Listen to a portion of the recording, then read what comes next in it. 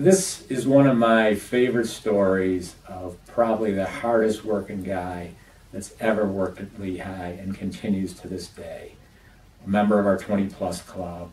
To know Jimmy and just to talk to him for 5 minutes on a job site, you'd know he loves what he does and he just loves working hard. From time to time, our customers ask things of us that require working at night, working on weekends. We do whatever it takes to get a job done. So some years ago, we were involved putting in customer service desks, new customer service desks for a local bank, which involved us going in after the bank closed at night on a branch-by-branch basis and installing these new customer service desks, having them up and ready to go by the next start of business day. And when we do these jobs at night, we don't always have the luxury of assigning a dedicated crew.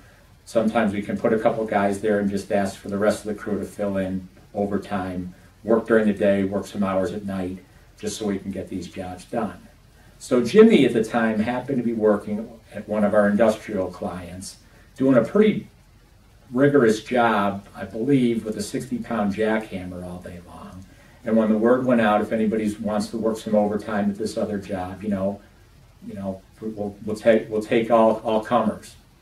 So I think maybe the week after that, or while we were in progress, but it was the following week, Jody, our payroll person, was walking around the office because our guys that run these jobs, they fill out their timesheets, and guys sometimes, because they get moved around during the week, show up on multiple timesheets. So in totaling up Jimmy's time for the week, she has a 3-day period, 72 hours, where she has him for 58 hours of 72 hours.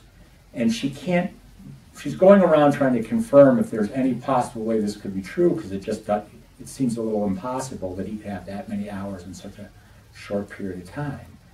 Well, as it turns out, it was true. Jimmy worked his normal shift at this industrial plant, went to the bank, and he did it the next night and the next night, and managed to accumulate that number of hours.